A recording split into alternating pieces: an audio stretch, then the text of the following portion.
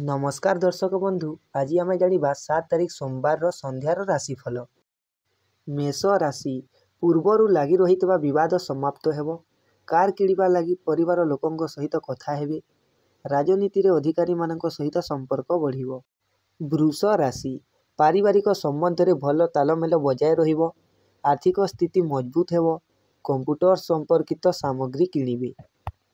मिथुन राशि सारा दिन शक्ति रे पूर्ण रहिबे।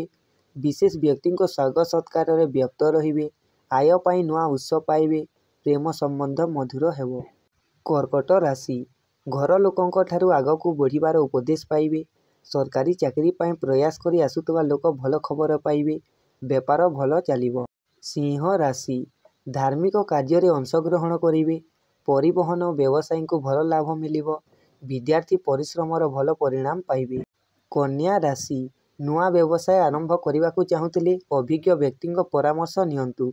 चाकरी रे वेतन बढ़िबो। छात्र छात्री आहुरी अधिक परिश्रम करंतु। तुला राशि बंधु को देइथिबा धार फेरी पाइबे। घरोई उद्योग रे थिबा चाकरिया को पदोन्नति मिली पारे। गणमाध्यम क्षेत्र रे थिबा लोक लाभ पाइबे। बिछा राशि महत्वपूर्ण कार्य पूरा करिबारे समय बीतिबो। सबु अशांति रु मुक्त पाइबे। राजनीति क्षेत्र रे थिबा लोक सामाजिक कार्य प्रति आग्रह हेबे। धनु राशि संतान पक्षरु भल खबर पाइबे। पारिवारिक स्थिति पूर्व अपेक्षा आहुरी भल हेबो।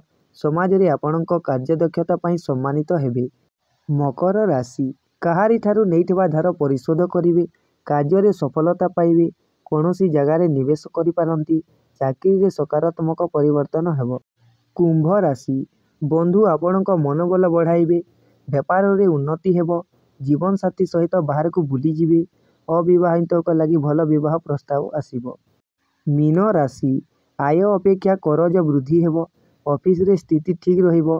कार चलाइबा समय रे फोन रो व्यवहार करंतु नहीं। विद्यार्थी पाठ पढ़ा रे ध्यान दियंतु।